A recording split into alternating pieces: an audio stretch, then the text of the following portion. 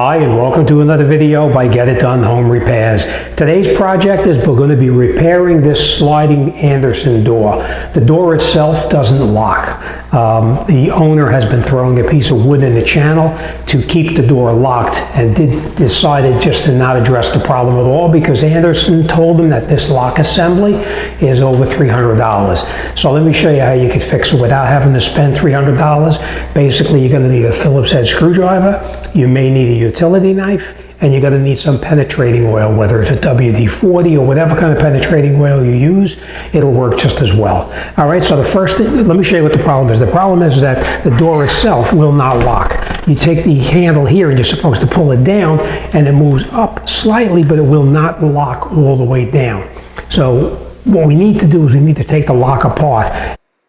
Now we made sure that the lock lines up with the latch part of it so that it actually can hook on and pull itself tight, which we did make sure. We also made sure that the lock itself lines up with the safety piece on the side here so that it pushes it in all the way, which it does. But we can feel that it's extremely tight.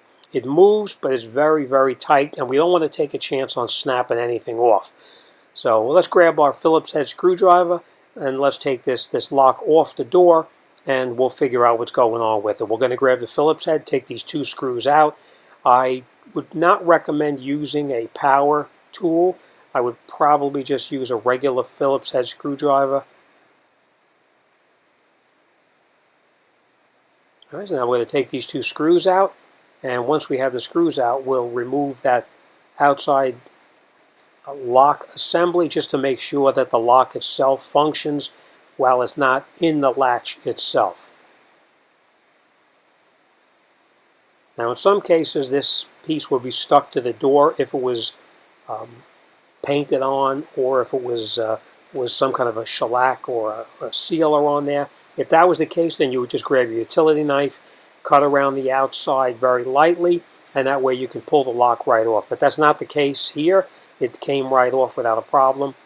Now we can feel the lock assembly itself moves nice and freely, so we know that the problem is not in the lock itself, but in the latch.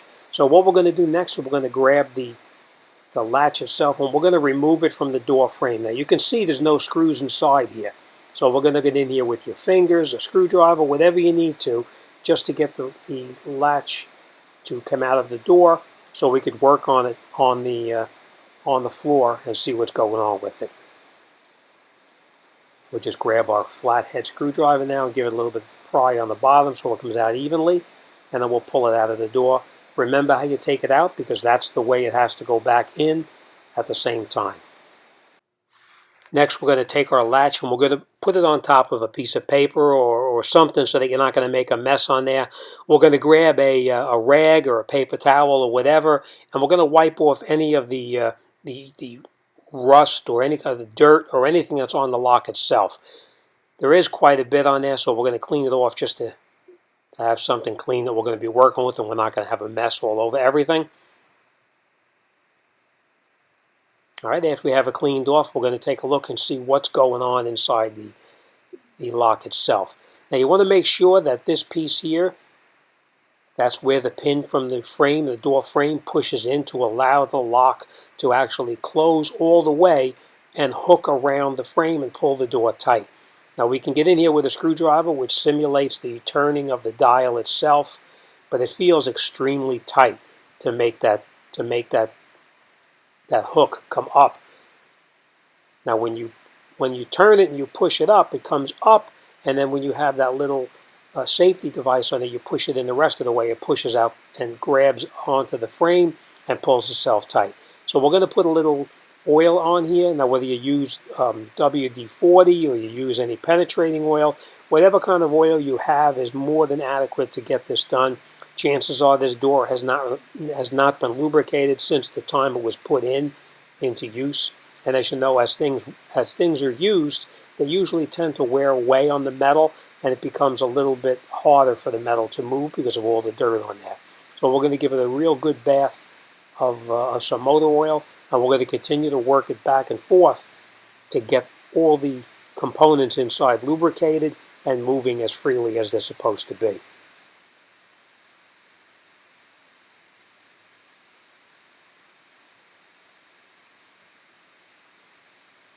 As you can see now, it's still a little bit stiff, but it works a lot better than it did before. It moves nice and freely.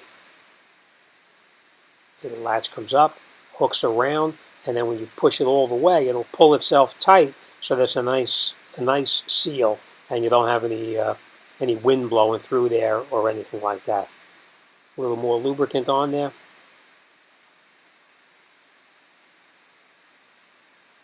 In this case, I'm using 3-in-1 motor oil, 3-in-1 penetrating oil, actually. Not that they're a paid endorsement, but that just happens to be a product that I'm using for this particular job. But like I said, WD-40 or any kind of oil would be more than adequate to lubricate it. We're going to clean off any of that residual oil that's on there because we don't want oil running down the door and making a mess. And we'll check it one more time just to make sure that it works properly and it turns perfectly, just the way it's supposed to. You can see it goes all the way up. And now when we push this pin in here, it'll allow it to close the rest of the way and pull itself tight against the door frame.